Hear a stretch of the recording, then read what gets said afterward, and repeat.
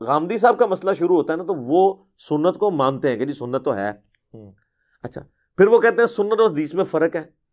سر سنت اور حدیث میں فرق کو کون نہیں مانتا؟ ہم نے کب کہا سنت اور حدیث میں فرق نہیں ہے؟ لیکن ہم کہتے ہیں کہ آج کی ڈیٹ میں سنت اور حدیث انٹرچینجبل ورڈ ہے. کیوں؟ سنت نبی علیہ السلام کا طریقہ ہو، آپ نے کر کے دکھایا ہو، فرمایا ہو، آپ کے سامنے ہوا ہو، جسے وہ کہتے ہیں حدیث تقریری، حدیث قولی، حدیث فعلی. یہ سب کی سب چیزیں سنت میں. ایون صحابہ کرام علیہ رضوان کا جو اجماع ہے جن باتوں کے اوپر، یا کسی انڈیویجول صحابی کی رائے ہے اور باقی صحابہ کی مخالفت نہیں پائی جاتی، یہ سب کی سب چیزیں سنت ہیں. اس لیے کہ صحابہ کرام کا جو سورس آف نالج تھا وہ نبی علیہ السلام کی مبارک ذات تھی. وہ اپنی ذات سے تو کچھ نہیں کہیں گے جب دین کے حوالے سے تعلیم کر رہے ہوں گے. اور اگر کوئی کہتا ہے کہ صحابہ کرام نے اپنی ذات کے اعتبار سے بھی دین میں کچھ انجیکٹ کیا ہے، تا وقت ہے کہ باقی صحابہ کے اقوال کی روشنی میں یہ بات ثابت نہ ہو جائے کہ کسی سے مس ہینڈل ہوا ہے، وہ الگ بات ہے. اوورآل جس کے اوپر کنسنسس ہے، اور آپ کہیں کہ سارے صحابہ نے کنسنسس کر کے دین میں ایک نئی چیز داخل کر کے امت کو دے دی ہے، تو اس کا تو مطلب ہے سر قرآن جو ہے جو دین لے کے آیا تھا 1400 سال پہلے، وہ صحابہ کے ساتھ ہی پھر ختم ہو گیا، بلکہ سب سے پہلے تو معاذ اللہ اس کو ختم کرنے والے صحابہ ہو گئے. تو ایسا نہیں ہے. تو سورس آف نالج قرآن اور سنت ہے، یہ دونوں سورسز ہیں، اور ان دونوں کو ملا کے ہم کسی منطقی انجام تک پہنچیں گے. یہ قرآن کا عیب نہیں ہے کہ اگر کوئی شخص سنت کو حجت مانتا ہے، یہ قرآن کا عیب نہیں ہے. قرآن ہی نے بتایا کہ سنت کی طرف جاؤ. اس کو میں سمجھاتا ہوں، ہم جب بچپن میں جن دنوں میں ہم نے میٹرک کی ہے 1992 میں، اس وقت تو یہ کیلکولیٹر استعمال کرنے کی اس طرح اجازت نہیں ہوتی تھی، تو لاگرتھم کی بک ملتی تھی، لاگ کے لیے ایک علیحدہ سے بک کھولنی پڑتی تھی، پھر آپ ویلیو ڈالتے تھے. اسی طریقے سے قرآن نے ہمیں سنت کی طرف گائیڈ کیا، حج کی طرف، نماز کی طرف، زکوٰۃ کی طرف ریفر کر دیا. وہ جس طرح لاگ کی بک علیحدہ تھی وہ سنت، اور وہ سنت ریٹن فارم میں آ گئی احادیث کی شکل میں. اب احادیث کے جو نسخے لکھے گئے آج سے 1200 سال پہلے، لوگ کہتے ہیں نہیں ہمیں کیا پتا جی کہ وہ 1200 سال پہلے 1200 سال گزر گئے ہیں. اچھا ہم ایک معصومانہ سوال کرتے ہیں، بینگ این انجینئر، ایک وہ علم ہے جو 1200 سال پہلے فریز ہو گیا، اور ایک وہ علم ہے جو آج تک فریز نہیں ہو رہا. جو نیا مولوی آتا ہے وہ اپنی سنت جاری کر دیتا ہے. کوئی کہتا ہے جی یہ جو گرین پگڑی سنت ہے، کوئی کہتا ہے جی یہ براؤن پگڑی سنت ہے. اور یہ کتابوں کا کتنا احسان ہے اس امت کے اوپر، ان محدثین کا، کہ انہوں نے آج کی ڈیٹ میں تو 1200 سال کہہ رہا ہوں، ہو سکتا ہے مزید 1000 سال بھی گزر جائیں، کہ انہوں نے آپ کو ایک چھلانگ میں 1200 سال عبور کروا کے نبی علیہ السلام کے پہلے 300 سال کا جو زمانہ ہے وہاں پہ پہنچا دیا کہ اس وقت تک کن چیزوں کو سنت مانا جاتا تھا، اور وہ انہوں نے ریٹن ریکارڈ میں رکھ دی.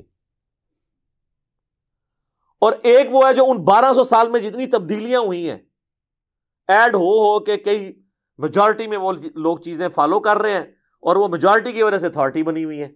تو جب ان کو پیش کیا جاتا ہے وہ نہ قرآن پہ پوری ہو رہی ہوتی ہے نہ حدیث پہ، تو ایک عام آدمی کا پھر یہی اپروچ ہوگی نا کہ یار مجھے آج کا دین نہیں، 1200 سال پہلے دین کس طرح کا تھا، کوئی ریٹن میں ہے، کوئی ریکارڈ بتائیں. تو ہم کہیں گے ہاں ہے، کیونکہ ان 1200 سال میں جو تبدیلیاں ہیں، جو وقت کے تھپیڑے ہیں، جو علماء نے اس میں چیزیں داخل کی ہیں، اس سے تو وہ چیزیں آزاد ہوئی نا. اور اگر آپ کہتے ہیں نہیں ہم نے ان کتابوں کو نہیں لینا، سینہ بسینہ لینا ہے، تو سر ٹھیک ہے، پھر آ جائیں. سینہ بسینہ پہ سب سے پہلے تو یہ بات کرنے والے پھنس جائیں گے. غامدی صاحب تو کہتے ہیں رفع ذہن کے بغیر بھی نماز ہو جاتی ہے، اس کے ساتھ بھی. ہم کہتے ہیں اب آپ اپنے اصول پہ قائم رہیں. ہم جائیں گے عرب، صحابہ کی اولاد ہیں، سینہ بد سینہ دین ٹرانسفر کر رہے ہیں، اور دیکھتے ہیں وہاں کیا ہو رہا ہے. پھر آپ نے ہمیں یہ نہیں کہنا کہ وہ ترک رفع ذہن والے لوگ بھی تو انڈیا میں پائے جاتے ہیں نا. پھر انڈیا کی نہیں ہم تواتر مانیں گے. کیوں؟ کیونکہ انڈیا کے جو لوگ ہیں رہنے والے وہ تو ہندوؤں کی اولادیں ہیں. یعنی یہاں کوئی شخص یہ دعویٰ کر سکتا ہے سوائے سید کے کہ میں نسل در نسل ہمیشہ سے ہی مسلمان ہوں نبی علیہ السلام کے آنے کے بعد. تو پھر مجھے بتائیں کہ تواتر ان کا مانا جائے گا یا ان کا؟ اس کو پنجابی میں ایک مثال دی جاتی ہے کہ خالص دودھ بھینس کے نیچے سے ملتا ہے، گوالے سے نہیں. تو جہاں پہ گوالے دین لے کے آئے ہیں ان گوالوں کا دین ہم مانیں گے، یا ہم جو اوریجن ہے مکہ اور مدینہ اس کا مانیں گے نا؟ تو پھر مکہ مدینہ کو مانے نا. پھر وہاں پہ اور بحثیں شروع ہو جائیں گی. ہوتا یہ ہے کہ ایک اصول کے اوپر قائم نہیں رہتے. مصیبت ہمارے لیے کھڑی کر دیتے ہیں. تو لوگوں کو نظر آ رہا ہوتا ہے. تو یہ ریٹن ریکارڈ ہی ہے اس زمانے میں جو مرتب کیا گیا, اور نسل در نسل جو مسلمانوں نے سنت ٹرانسفر کی ہے اسی کا یہ ریٹن ریکارڈ ہے. باقی آپ نے یہ ایک علمی ڈسکشن ضرور ہو سکتی ہے کہ سنت اور حدیث میں فرق کیا ہے, کریں جتنا مرضی. اینڈ رزلٹ یہ ہے کہ آج کی ڈیٹ میں سنت کو حاصل کرنے کا سورس حدیث ہے. عملی تواتر تو ہے, لیکن عملی تواتر صرف وہ والا مانا جائے گا جو اجماع امت ہے. اگر بنگلہ دیش کا عملی تواتر دیوبندیت ہے, ایران کا عملی تواتر شیعہ ہونا ہے, پاکستان کا عملی تواتر بریلوی ہونا ہے, اور سعودیہ کا عملی تواتر اہل حدیث ہونا ہے, تو پھر آپ کدھر جائیں گے؟ اجماع اور عملی تواتر تو وہ مانا جائے گا نا جس میں پوری امت کنسنسس کرتی ہو. مثلا نمازیں 5 ہیں, فرض رکعتوں کی تعداد 17 ہے, نماز قبلہ رخ ہو کے پڑھنی ہے, مردے کو قبلہ رخ دفنانا ہے, کنسنسس ہے. اب جہاں پہ اختلاف آئے گا پھر آپ کس کی بات مانیں گے؟ جس کی آواز اونچی ہے. آپ نے خود ہی کہا کرائٹیریا ہوگا نا جی. ایک بندہ کہتا ہے جی کہ یہ جو ٹیبل ہے یہ 3 فٹ چوڑا ہے, ایک کہتا ہے یہ 3 کلومیٹر ہے, اور ایک کہتا ہے 3000 کلومیٹر ہے. تو جس 3000 والے کی اگر آواز اونچی ہوئی تو وہ جیت جائے گا. تو یا دوسرا طریقہ جی فیتا مار کے دیکھو کہ بھئی ٹیسٹ کیا, بالکل اس کا جو کرائٹیرین ہے اس کے اوپر اس کو جج کیا جائے. تو جہاں پہ سنت میں اختلاف آ رہا ہوگا پھر الٹیمیٹلی ہمیں حدیث کی طرف جانا پڑے گا کہ ایک وہ ریکارڈ ہے جو ہمیں ماں باپ نسل در نسل ٹرانسفر کرتے آئے ہیں اور ہر علاقے میں ڈیفرنٹ کرتے آئے ہیں, اور ایک وہ ریکارڈ ہے جو 1200 سال پہلے فریز ہوا تھا. اور آج اگر ہمیں ایسے لوگ مل جائیں جو وہی بات کر رہے ہیں جو 1200 سال پہلے فریز ہوئی تھی, تو ان کو فوقیت دی جائے گی بنسبت ان لوگوں کے کہ جن کا آج تک علم فریز نہیں ہو رہا. کبھی کچھ بات کرتے ہیں, کبھی کچھ بات. آپ صرف ایک چھوٹی سی مثال لے لیں, فرض نماز کے بعد اذکار جو ہیں ہر بندے نے اپنا شروع کیا ہوا ہے, جبکہ آپ احادیث کی کتابوں میں آئیں گے تو آپ کو وہ سنت اذکار ملیں گے. ہم نے باقاعدہ اس پہ پورے حوالوں کے ساتھ بلو اور گرین کارڈ لکھے ہیں. تو پھر آپ جج کر سکتے ہیں یار جو یہ بات کرتا ہے وہ ٹھیک کرتا ہے, واقعی یہ بات لکھی ہوئی ہے, اور یہ بات اس طرح نہیں اس طرح. تو لوگ اپنی لاجکس تو بہت ساری پیش کرتے ہیں. تو یہ سنت اور حدیث آج کی ڈیٹ میں بالکل ایک ہے, اگرچہ ان میں فرق پایا جاتا ہے. البتہ وہ سنت جو عملی تواتر سے ثابت ہے, جسے دنیا میں کوئی اور اختلاف نہ پایا جاتا ہو اس معاملے کے اندر, تو وہ اتنی بڑی حجت ہے, اسی کو ہم اجماع امت بھی کہتے ہیں. وہ اتنی بڑی حجت ہے کہ اس کے مقابلے پر اگر ہمیں خبر واحد بھی ملے, کوئی صحیح حدیث بھی ملے, ہم اسے نہیں ایکسیپٹ کریں گے. ہم اس حدیث کو منسوخ تصور کریں گے, یا وہ حدیث صحت پہ اترتی نہیں ہوگی. یہ امام شافعی کا موقف ہے تواتر. لیکن یہ نہیں ہے کہ آپ کہیں جی چاند علماء کی یہ بھی رائے ہے لہٰذا اس سے یہ حدیث فارغ ہوگی. نہیں, تواتر ملے, سب کا کنسنسس ہو, ہم کہیں گے ہاں جی لے کے آئیں, اب بتائیں کون سی حدیث ٹکرا رہی ہے, ہم اس کو چھوڑ دیں گے. یہ پریکٹیکلی کوئی بات بھی تو سامنے آئے نا. تھریٹیکلی بات کرنے سے کبھی بھی ایشوز ریزالو نہیں ہوتے. ہوتا ہے کہ یہاں پہ لوگ علمی بحثیں کرتے رہتے ہیں, ٹی وی پہ بھی بڑا علم جھاڑتے رہتے ہیں, لوگ بھی سنتے ہیں, کہتے ہیں ماشاءاللہ کیا فراوانی ہے. بھئی آپ گراؤنڈ ریالٹیز پہ بات کریں کہ یہ چیز ہے, یہ عملی تواتر سے پوری دنیا کے مسلمان ٹرانسفر کر رہے ہیں, اور بخاری کچھ اور کہہ رہا ہے, مسلم کچھ اور کہہ رہا ہے. وہ مثال سامنے لے کے, اگر مثال نہیں ہوگی, ایک جنرل بات ہوگی, تو اس طرح تو کوئی رزلٹ نہیں نکلے گا. تو لوگوں کو دین سے متنفر کرانے والی بات ہے نا. اور پھر جب آپ وہ مثال دیں گے پھر پہلے اپنی ڈاکٹرائن کلیئر کریں گے کہ میرا یہ سورس آف نالج ہے, میں ان چیزوں کو حجت مانتا ہوں, قرآن کو بھی سنت کو بھی. اب آپ آگے لے کے چلیں, یہ نہ ہم کوئی بات پیش کریں پھر کوئی اور اصول ماننا شروع کر دیں. تو سنت اور حدیث آج کی ڈیٹ میں ایک ہے. سنت عملی تواتر ہے, اجماع امت ہے, اور ہمارا یہ دعویٰ ہے کہ جو صحیح الاسناد احادیث میں کوئی ایک حدیث بھی ایسی نہیں ہے جو سنت اور اجماع کے خلاف ہو, بشرطے کہ وہ حدیث منسوخ نہ ہوئی ہو. ناسخ منسوخ تو قرآن کے اندر بھی آیا ہوا ہے. تو کوئی اگر پریکٹیکل مثال ہے تو سامنے لے آئیں, ہم اس کی بات کر لیتے ہیں. صحیح مسلم میں حدیث ہے, اور میں مسلم کے حوالہ اس لیے دے رہا ہوں کہ ریٹن ریکارڈ ہے آپ کے لیے, ہے کہ پوری امت کو پتہ ہے یہ عملی تواتر سے. آپ علیہ السلام نے فرمایا, صحیح مسلم کی حدیث ہے, کوئی شخص بائیں ہاتھ سے کھانا نہ کھائے, بائیں ہاتھ سے شیطان کھاتا ہے, تم کھانا دائیں ہاتھ سے کھاؤ. آپ کہتے ہیں مسلم شریف میں اتنے سخت الفاظ آ گئے, چھوڑ دیں. آپ ذرا مسلمانوں سے پوچھ لیں, دنیا میں کون سا مسلمان ہے جو کہتا ہے الٹے ہاتھ سے کھاؤ. یہ حدیث کی کتابیں نہ بھی ہوں, بخاری مسلم کی شکل بھی نہیں کسی نے دیکھی ہوگی, وہ بھی آپ کو بتا رہا ہوگا, وہ بھی اپنے بچے کو سکھا رہا ہوگا دائیں ہاتھ سے. عملی تواتر ہے. اور ایسا عملی تواتر ہے کہ دنیا میں کوئی مسلمان نہیں ہے جو الٹے ہاتھ سے کھانے کی ترغیب دلائے.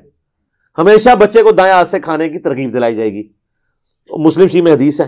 اگر اب کوئی اس کا مذاق اڑائے گا اور کہے گا میں اس کو نہیں مانتا، یہ فضول چیز ہے، پھر ہم کہیں گے اب یہ دین کے اوپر حملہ ہے اور نبی علیہ السلام کی سنت میں حملہ ہے.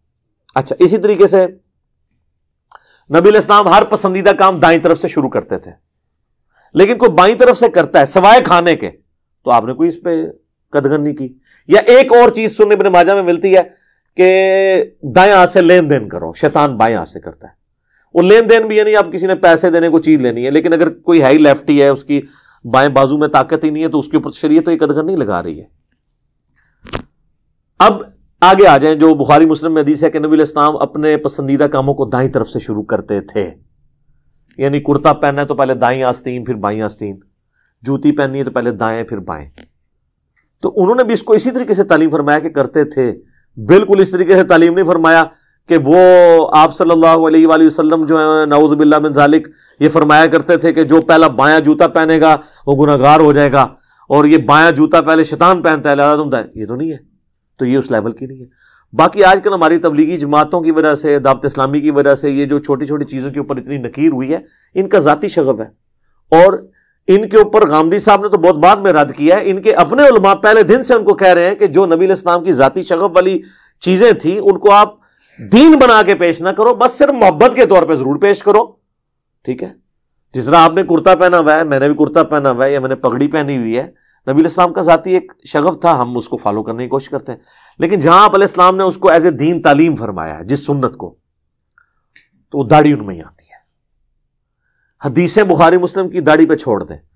غامدی صاحب نے خود 80s میں ایک مضمون لکھا تھا کہ داڑھی شاہر اسلام ہے، جو ان کا رسالہ چھپتا تھا. اس وقت انہوں نے بڑے دلائل دیے.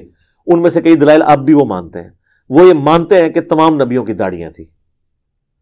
میں اس سے ایک سٹیپ آگے جاتا ہوں. دنیا میں تمام ریلیجیس پرسنالٹیز کی داڑیاں ہوتی ہیں، نہ بھی رکھیں وہ مانتے ہیں، چاہے وہ کرسچنز ہوں، جیوز ہوں، ہندو بھی. ایون یہ جو ڈاکٹر ذاکر نائک کے ساتھ جس کا مناظرہ ہوا تھا، سری روی شنکر، اس کی زلفیں بھی ہیں، داڑھی بھی ہے. تو میرا یہ ماننا ہے کہ داڑھی کے مرد کے لیے شعار ہونے کے اوپر انسانیت کا اجماع ہے، مسلمانوں کا عملی تواتر نہیں، انسانیت کا. اب ایک سٹیپ آگے آ جائیں. آپ یہ کہیں گے کہ جی ہندو یہ تو نہیں کہتے کہ جو داڑھی نہیں رکھتا وہ گناہگار ہوگا. ٹھیک ہے، اب ہمیں اس میں اسلام میں ہی آنا پڑے گا، کیونکہ ہندو تو کئی اور عقائد بھی ایسے رکھے ہوئے ہیں.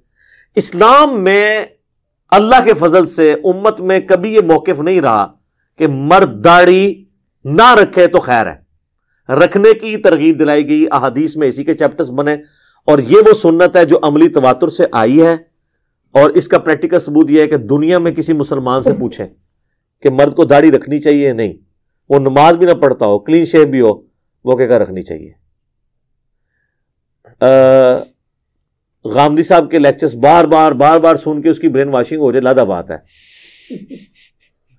تو غامدی صاحب سے تو ہم معصومانہ سوال کریں گے کہ آپ سے پہلے داڑھی کے معاملے میں اس طریقے سے داڑھی کو ہینڈل کرنے کا یہ سنت طریقہ کب سے شروع ہے؟ صحابہ، تابعین، تبع تابعین کو اپنا ہم نوا ایک پیش کریں. امت میں امت تو ترغیب دلاتی ہے یہ اس حوالے سے. واجب فرضیت کی ہم بات نہیں کر رہے ہیں، سنت ہونے کی، اور سنت بھی ایز اے دین ہونے کی. ایز اے دین. اور ہم تو قرآن کی روح سے اسے فرض سمجھتے ہیں داڑھی کو. صحیح. طریقے کے طور پہ سنت مانتے ہیں، انٹینسٹی کے لحاظ سے مرد کے لیے فرض سمجھتے ہیں، کیونکہ جس طرح آپ نے کہا نا قرآن پرائورٹی پہ، تو قرآن میں واضح حکم ہے سورہ النساء آیت نمبر 119 میں، وَلَآمُرَنَّهُمْ فَلَيُغَيِّرُنَّ خَلْقَ اللَّهِ، میں انسانیت کو ابھاروں گا کہ تیری بنائی ہوئی تخلیق کو، شیطان نے کہا تھا، وہ بدلیں گے. داڑھی مرد کی اگتی ہے، عورت کی نہیں اگتی. یہ مرد کی تخلیق ہے جو اللہ نے دی ہے. اس کو بدلنا شیطانی طریقہ ہے قرآن کی روح سے. اور یہ قرآن کی آیت میں بخاری مسلم کی وہ ساری احادیث فٹ ہیں جن میں نبی علیہ السلام نے داڑھی بڑھانے کا حکم دیا ہے. اب اس کے اوپر کاؤنٹر نیریٹو کسی نے کھڑے کرنا ہے تو ہمیں پہلے قرآن سے دلیل لا کے دے کہ قرآن میں ہو کہ جی مرد اللہ کی بنائی ہوئی تخلیق کو بدل سکتا ہے. اس میں اگر کوئی یہ پلی لے گا کہ تخلیق بدلنا اگر اسی طریقے سے ہی منع ہے تو پھر آپ ختنہ کیوں کرواتے ہیں، زیر ناف بال کیوں صاف کرتے ہیں، تو ہم کہیں گے کہ وہ بھی عملی تواتر اور اجماع سے اور بخاری مسلم کی درجنوں احادیث کی روشنی میں نبی علیہ السلام کا حکم ہے کہ 5 چیزیں فطرت سے ہیں: ختنہ کروانا، مونچھیں پست کرنا،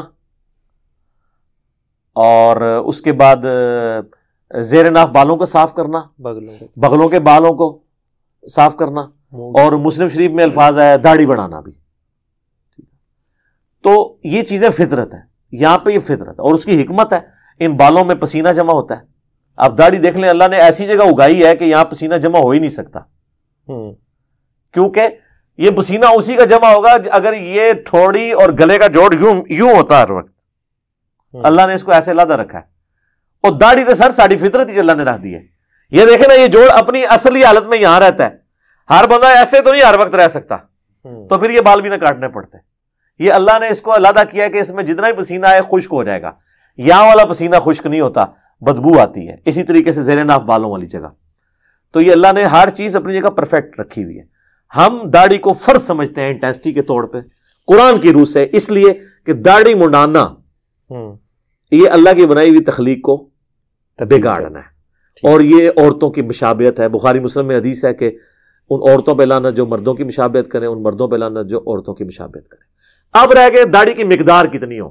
تو سر ہمارا یہ دعویٰ ہے کہ داڑھی کی مقدار کے اوپر اللہ کے فضل سے امت میں کبھی اختلاف نہیں رہا کہ جی داڑھی اگر کوئی چھوٹی کر لیتا ہے تو وہ حرام کا مرتکب ہے. پہلا بندہ شاہ اللہ دہلوی ہے، المتوفی 1052 ہجری، جس نے امت کو یہ پٹی پڑھائی ہے کہ مٹھی سے کم داڑھی جو ہے وہ حرام ہے. اسی پٹی کو لے کے احمد بریلوی صاحب چلے اور آج ہنگامہ لوگوں نے کھڑا کیا. ہمیشہ یہ بات ہوتی تھی کہ داڑھی مطلقاً مرد کے لیے فرض ہے، اور سنت یہ ہے کہ مٹھی ہو. یہ کسی فقہ کی کتاب میں نہیں لکھا ہوا کہ مٹھی سے جس نے کام کر لی وہ ملعن ہو گیا اور لعنتی ہو گیا اور اس امام کے پیچھے نماز بھی نہیں ہوگی، یہ بھی نہیں ہوگا، وہ بھی نہیں ہوگا. قطعاً نہیں، یہ کہیں بھی نہیں تھا.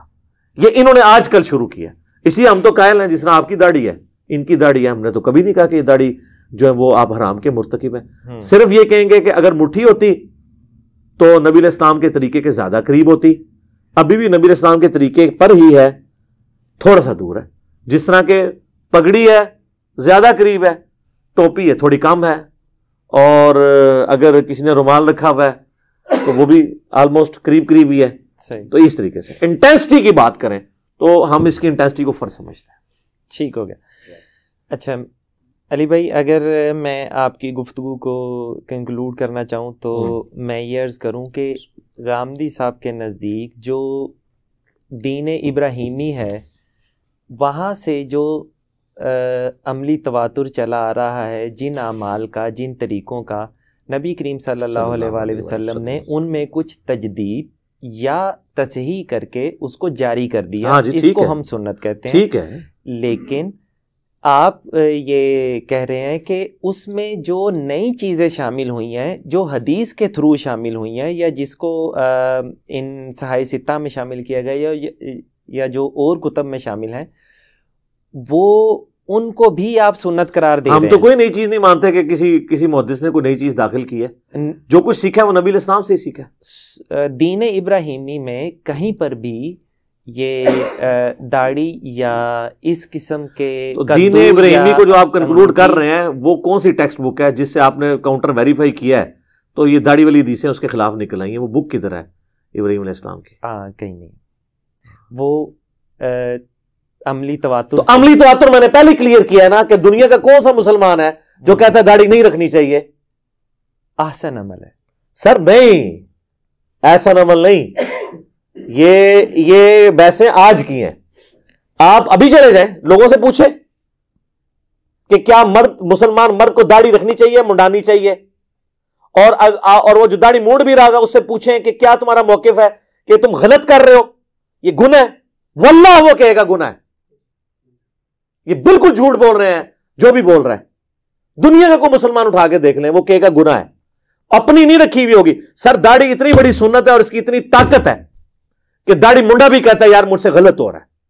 کیوں جی اس طرح کہ نہیں؟ ہم سب وہی لوگ تھے نا. ٹھیک ہے، میں نے سٹارٹ ہی پہلے لیا کہ میں عملی تواتر میں انسانیت کے اجماع سے شروع ہوں. پھر آپ مڑ کے وہ بات تو نہ کریں جس کا میں جواب کو دے چکا ہوں. ٹھیک، جو پبلک خود جج کرے گی. میں تو جس کو کہتا ہوں آخری درجے تک نا وہ گھر پہنچا کے آتا ہوں کسی کو. میں نے سٹارٹ ہی وہیں سے لیا تھا. صحیح. اب اس بات کی اگر لکیر پیٹنی ہے تو اس کا بڑا آسان طریقہ آپ کہیں گے جی یہ میرے پاس ریٹن ریکارڈ ہے سنت ابراہیمی کا جس کو امت تواتر سے مان رہی ہے اور اس کے خلاف ہے یہ بات. تو جب نہیں ہے ٹینڈتے کھیڑو. ٹھیک ہو گیا. اس کا یہ مطلب ہے علی بھائی جو میں یہ سمجھاؤں کہ سنت ابراہیمی جو دین ابراہیمی ہے اس میں جو سنت کا کردار ہے اس میں تصحیح کے علاوہ نبی کریم صلی اللہ علیہ وسلم نے تجدید بھی کی. ہمیں اس سے کوئی غرض نہیں ہے. یہ دین ابراہیمی سر نہیں نا. یہ تو تب ہونا جب آپ کے پاس سنت ابراہیمی کا کوئی ریٹن ریکارڈ موجود ہو اور بعد والا ریکارڈ اس سے میچ کریں کہ اس کے جی 35 صفحے تھے اب 135 ہو گئے. جب ایک چیز ایگزسٹ ہی نہیں کرتی آج کی ڈیٹ میں تو یہ علمی شہوت پوری کرنے والی بات ہے نا. اینڈ ریزلٹ یہ ہے آپ چاہے اس کو ویسے کہہ لیں یا ایسے کہہ لیں دین ہوا جو محمد رسول اللہ نے ہمیں سکھایا. ہمیں اس سے کوئی غرض نہیں ہے کہ وہ ابراہیم نے دیا تھا نہیں دیا تھا. ہمیں اس سے کوئی غرض نہیں ہے. ہمیں یہ ہے کہ نبی علیہ السلام نے جو دین سکھایا اس میں پہلے 35 صفحے سے وہ 70 ہوئے یا 35 کے 35 رہے یا 35 کے 34 ہو گئے. اینڈ ریزلٹ کو دیکھیں نا کیا ہے. اینڈ ریزلٹ یہ آج کی ڈیٹ میں کہ دین ہوا ہے جو محمد رسول اللہ نے ہمیں سکھا دیا. یہ ایک علمی بحث ہو سکتی ہے کہ آپ یہ کہنا شروع کر دیں کہ نبی علیہ السلام کی پڑنانی کا یہ نام تھا اور ان کے پڑنانے کے ساتھ شادی فلاں جگہ پہ ہوئی تھی اور فلاں نے رشتہ طے کرایا تھا. تو یہ علمی شہوت ہے نا. اس کو میں نے نام اس کے لیے میں نے ٹرم ڈیوائس کی علمی شہوت. خام خواہ کی بحث ہے. وہ اینڈ ریزلٹ پہ آؤ. اینڈ ریزلٹ یہ ہے. یہ ایک بندہ کہتا ہے کہ فلاں جگہ جو ہے وہ فلاں جگہ پہ وہ 3 نمازوں کا طریقہ لکھا ہے فلاں 2 لکھا ہو. یار اینڈ ریزلٹ یہ ہے کہ پوری امت 5 نمازیں مانتی ہے. صحیح. That's all. وہ کیسے آئی؟ اچھا جی مغرب میں وہ 3 رکھتے کیوں ہیں جی؟ کسر باقی سب کسر ہے مغرب کی کسر کیوں نہیں ہوتی ہے؟ تو ہم ان ساری باتوں کا جواب کیا دیتے ہیں کہ نبی اسلام نے تعلیم فرمایا. کیا میرے پاس کوئی ریکارڈ ہے کہ حضرت ابراہیم علیہ السلام نے مغرب سے پہلے 2 نفل پڑھے تھے یا بعد میں پڑھے تھے؟ کوئی ریٹرن نہیں ہے نا. جب ایک چیز ایگزسٹ ہی نہیں کرتی تو ایسے کیوں ٹامک ٹوئیاں ہم کر رہے ہیں؟ اینڈ ریزلٹ یہ جو ہمارے پاس دین موجود ہے جس فارم میں نبی علیہ السلام نے امت کو ٹرانسفر کیا ہے. That's all. ٹھیک ہو گیا. پرابلم اس وقت کھڑی ہوگی جب آپ کہیں کہ قرآن میں سنت ابراہیمی یہ لکھی ہوئی تھی حدیثیں یہ بتا رہی ہیں یہ دیکھیں بالکل اپوزٹ ہے. کوئی شاید کڈو نہ باہر کوئی پریکٹیکل مثال لے کے آؤ نا. علمی شہوت نہیں پریکٹیکل مثال 1 پوائنٹ ایجنڈے کے اوپر. داڑھی تھا میں نے اس کو کلیریفائی کر دیا.